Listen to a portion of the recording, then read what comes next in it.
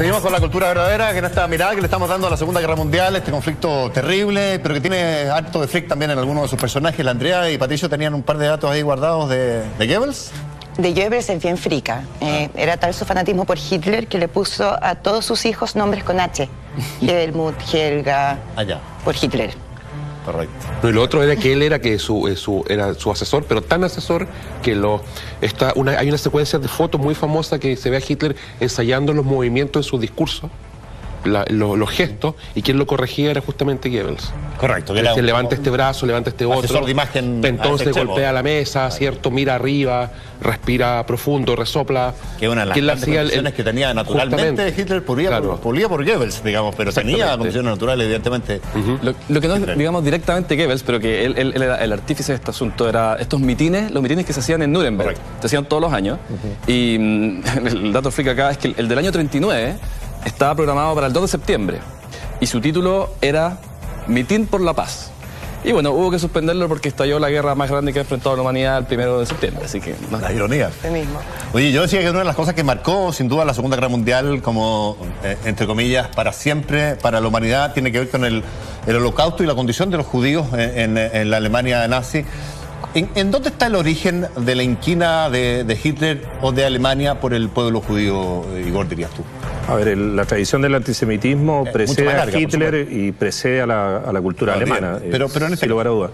Pero yo te diría que en términos de corpus ideológico habría que ir al darwinismo social de fines del siglo XIX y particularmente a un británico que va a influir fuertemente en la ideología del nacionalsocialismo, que es Houston Stewart Chamberlain, que incluso va a ser sepultado en Alemania, no en Gran Bretaña. Digamos.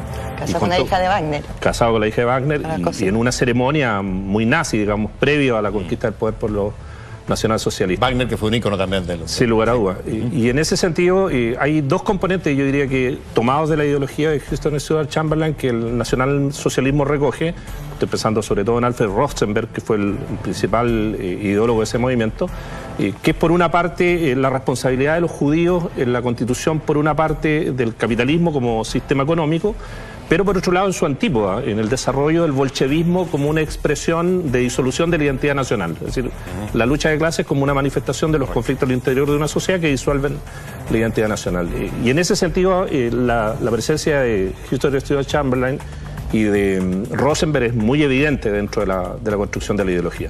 Y por otro lado, a propósito de lo que comentaba Andrea, la responsabilidad política en la derrota político-militar de Alemania en la Primera Guerra Mundial es achacada, en este caso, a la socialdemocracia y, en este caso en particular, a los dirigentes socialdemócratas que son mayoritariamente de origen judío. Por lo tanto, la puñalada por la espalda, no solamente la puñalada por la espalda del bolchevismo, sino que del judeo-bolchevismo, que son los grandes responsables de la postración, el desencanto, la frustración y la derrota alemana. Claro, los grandes discursos de Hitler previo a asumir, incluso eran antisemitas desde antes, digamos. Pero son tributarios, te vuelvo a insistir, de una tradición europea que es muy fuerte y está mucho más extendida. De hecho, los principales colaboradores de los nazis en Europa durante la Segunda Guerra Mundial en la Comisión del Holocausto son letones, es decir, pueblos del Báltico, ucranianos, pueblos de Europa Oriental, croatas, pueblos de los Balcanes y así sucesivamente. Es decir, la responsabilidad del Holocausto no radica única y exclusivamente en los alemanes, sino que también en muchísimos pueblos que colaboraron con los nazis durante todo este periodo.